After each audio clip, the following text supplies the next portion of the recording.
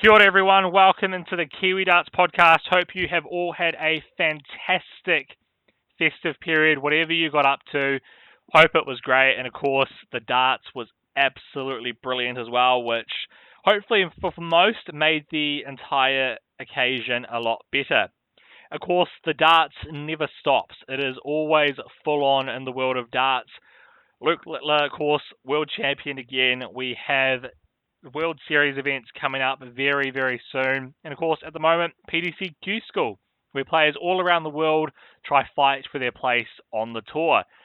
Now, we only have one New Zealander taking part in Q-School this year, which is Big Rig Ben Robb, who is on his way to Germany to compete. His fourth time going for a tour card. He did it once in the UK, twice in Europe before, so hopefully it is fourth time lucky for the Kiwi. I had the chance to chat with Ben Robb before he departed to Germany, and I had to start off by asking him about his preparation this time round. It's been quite different for yourself this year, Ben, because of course you've been at home for Christmas. Usually you're over in London, so you've had a bit of family time, a bit of downtime, and you're about to head off to Germany to go compete there at Q-School. Yeah, kind of good, bro. I feel good. Like, obviously, gutted I didn't make it to the Worlds for the Ali Pally, but it's been a good break. I've been home for a long time, and I haven't been home around this time for about 5 years, which is different. And normally, when going to Q-School, I always have that gutted feeling of not performing at the Ali Pally. First 5 first round exits. Not having a bit lesser confidence, but I guess coming from Lakeside, having a few wins and playing decent, coming home and practicing really well. I feel good and practicing right up. I'm kind of left it a bit late to get over there, but I just thought the more time I could put at home on the board, the more prepared I would be. And obviously different this time around because you're entering straight into the final phase, so you're pretty much automatically qualified for one of those last 128 spots over in Germany. So not having to go through those first 3 days, how much do you think that's going to benefit you? I think hugely, so much. I had a look today at the entries, 505 entries into Europe, which, that first stage, which is tough being on, because you gotta be ready to go at 10 o'clock in the morning. And I was there, I've done it, 3 times, and you could get a buy. You could be a last buy in a round, and you're there ready to go at 10 o'clock, and you don't play for another 4 hours sometimes. So to break through all those players takes a lot of time, and to not have to go through that, I think it's pretty important for me anyway. I could focus on 128 players in the second round and the final stage. It's a lot easier to know what to expect. And 7 days of darts in a row being ready is pretty tough. And I could imagine as well that kind of the mental aspect as well is probably what makes it also quite challenging, knowing kind of the pressure and what you're trying to achieve, knowing that the spots are so limited. Yeah, definitely. And a lot of people playing for them. Maintaining that mental focus over 7 days is tough. It's so tough. It's, even going into it playing well, by the 4th or 5th day, you feel mentally drained. Unless you win, and then you're done. It'd be a lot easier. But you have everyone's so competitive and the standards so high that you can play well, lose, and then now you got to wait 24 hours and then get back there again and reset yourself. Doing it 7 times in a row is real tough. 4 times, not so tough, I think. Yeah, and a slightly different format this year in terms of both finalists. Instead of just being one person every day getting a tour card, you got the 2 now. So I guess that adds an extra element to it. But at the same time, there's going to be less players in terms of the overall order of merit standings as well getting a tour card. Yeah. Looking at that was different from the past. I think you would know better than me. I think last year they went to 13 off the order of merit. I think maybe if you're lucky. Now you take away 4 of those spots. Now you're down to the top 9 over and that's a cutthroat tournament. But like anybody, if you're playing well and you're good enough, you'll walk away with a card. So that's the mindset, and I think everybody else going into it is. And I think to reward a good, consistent day like Jimmy Van Shee last year, first day in the final stage, made the final, and then didn't pick up a point for the rest and missed out. So players like that, and if you make the final, you'd be stoked. I have no doubt you obviously wouldn't have looked at this, but in my role, I obviously have. One of the interesting things when the tour lists come out, and you like to go online and see who people are picking. In past years, your name's always been mentioned. Yeah, Ben Robb's going to get a scorecard this year. I've seen a lot of people actually. I've only seen your name mentioned twice actually this time round. I've only seen about 6, so it's still 33%. Do you think not going to that Ali Pally, having all that, I don't want to say it's almost like an underdog sort of thing, but you kind of go in this year kind of without, I want to say like a public expectation, if that makes sense. Yeah. Do you think that takes a bit of pressure off you? Oh, I think not public pressure is only what you put on yourself, right? What you're allowed to put on you. I've never felt that. I never felt expectation from other people. I guess more the standard of play that I've played over the last 12 months. I think if you took away the first 6 months and then if I played the way I did the second half of the year at the front of the year, things would have been a lot different. I think I would have done a lot better on the DPNZ, but I don't know. I feel like the break and all that kind of stuff is taking a lot of pressure off, I guess, knowing that my home life is, my family, they've had time with me. It's not been rushed. It's not trying to juggle those emotions. It's all been kind of cleared, and it just feels less weight on my shoulders. And with the opportunities this side of the world now, like it's not the end all anymore. It's not I don't have a tour card, which means I failed. For me, it's about trying to progress and increase what I'm trying to do. And then there's the Premier League coming in New Zealand and Australia. Like there's new things on the horizon and there's more opportunities. So, it's not an end all for me anymore. I just focusing now as I want to play darts. The Premier League made me realize I want to play darts.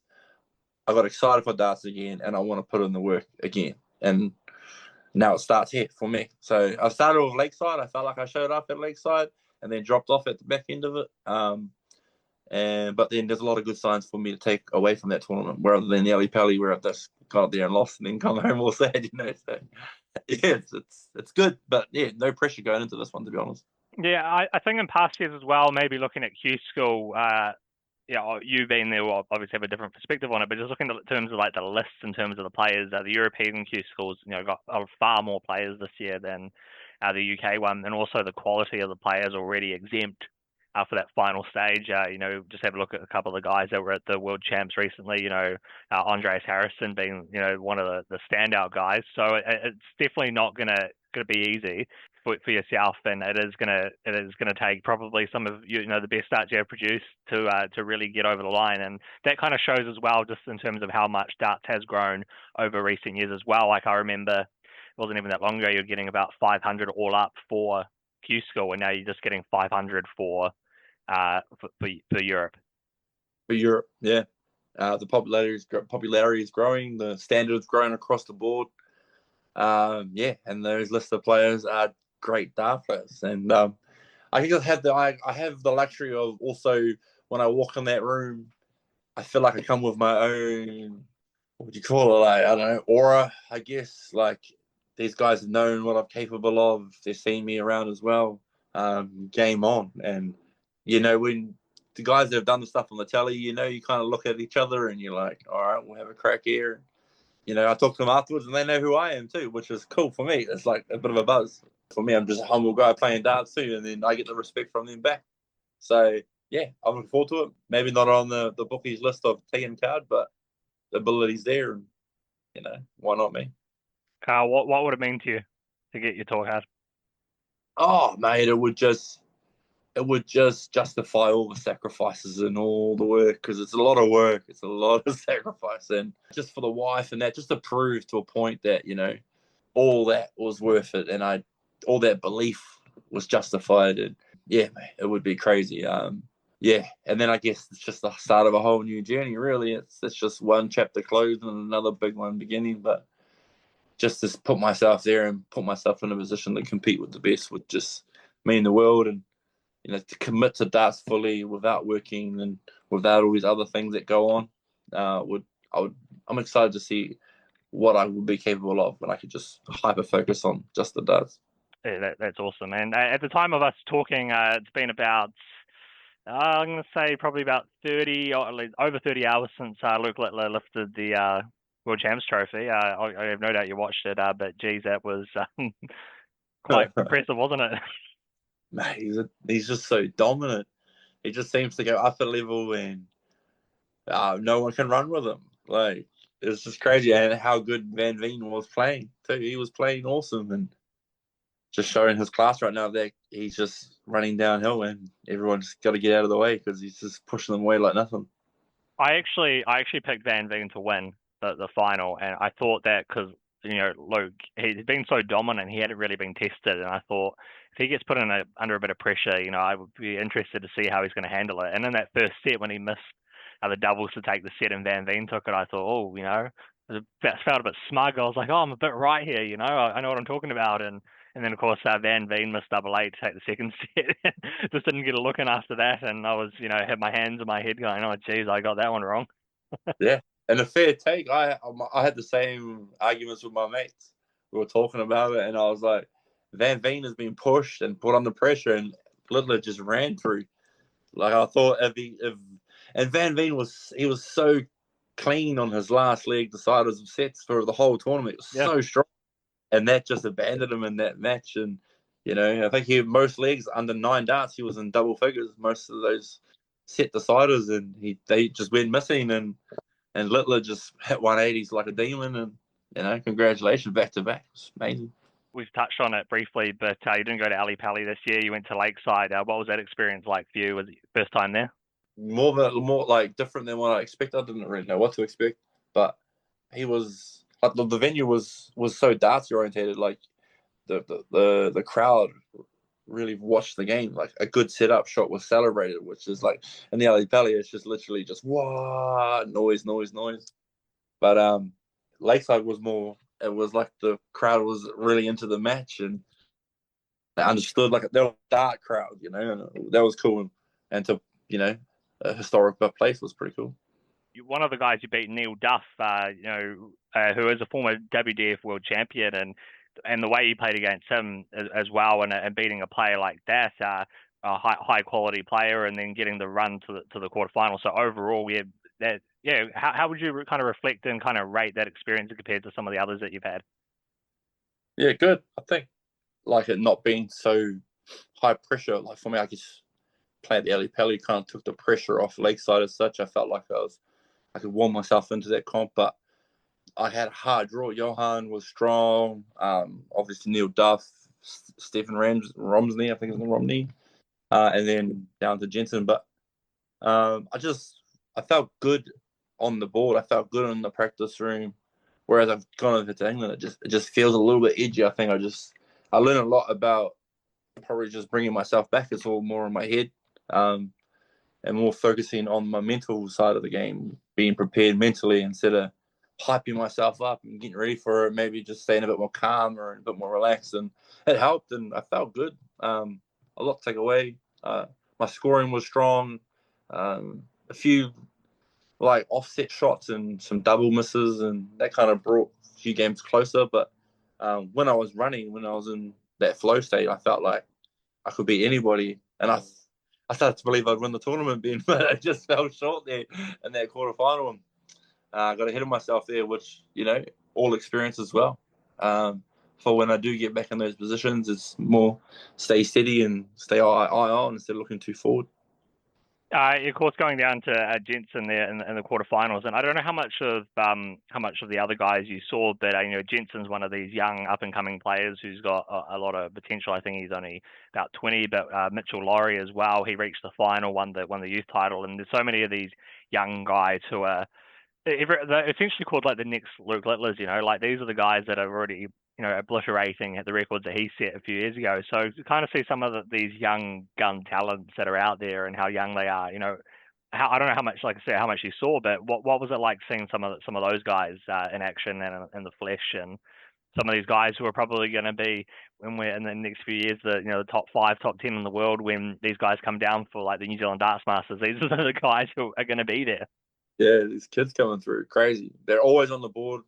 I didn't really know Mitchell Laurie at all. And then the kid can just hit 180s for fun. And he's just playing video games on the board. He's just playing so freely, and that's cool to watch. And that's the professionalism that darts is going into, right? You're getting kids at young ages now. Parents are seeing potential in it. And, I feel like every year there's going to be, the next Littler attached to it, which is a lot of pressure for these kids.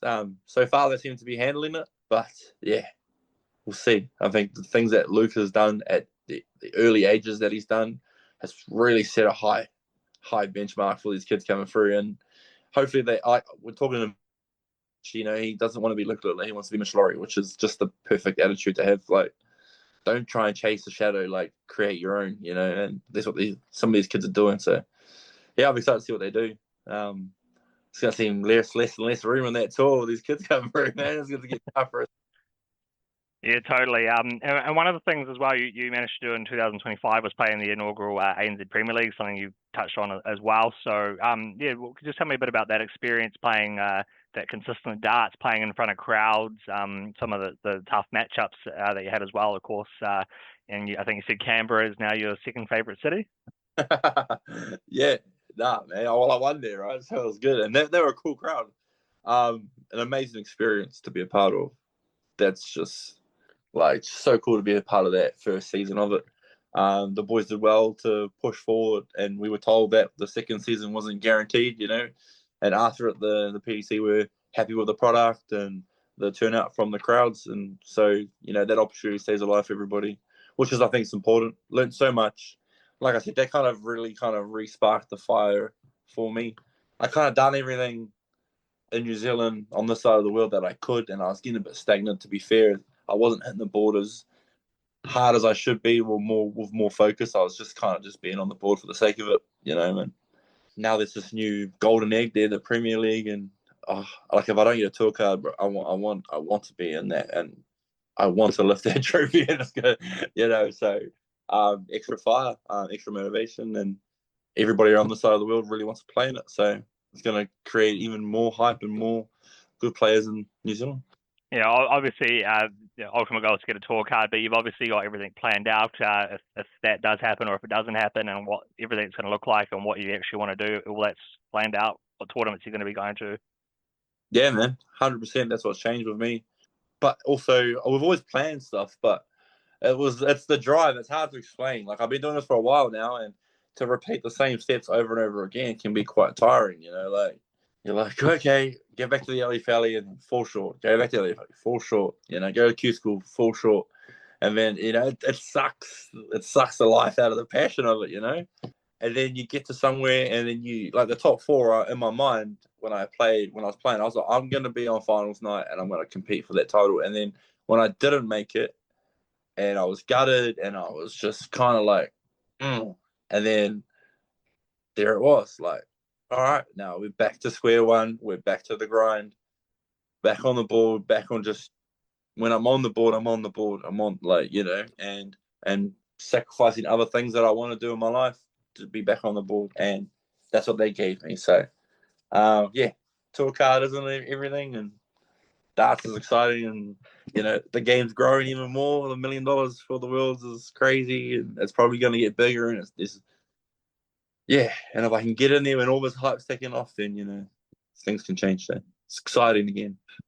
I think one as well, one of the good things about the ANZ Premier League was seeing, yourself shortly, you pretty much was like a week after you're pretty much on the plane over to the UK, and you had your run there at the WDF. You had Johnny Tarsa play excellent at the PDC ones. He probably should have beaten Ryan, but didn't.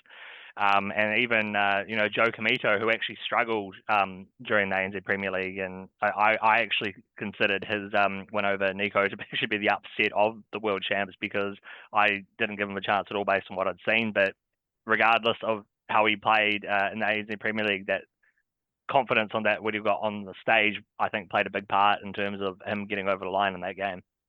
Yeah, and preparing for a stage game every weekend. Like, I was telling Johnny, I've been playing darts, I have had more years in the top end than him, and he got that same level of experience that I had acquired over 6 years.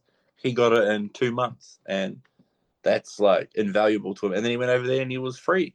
He was free.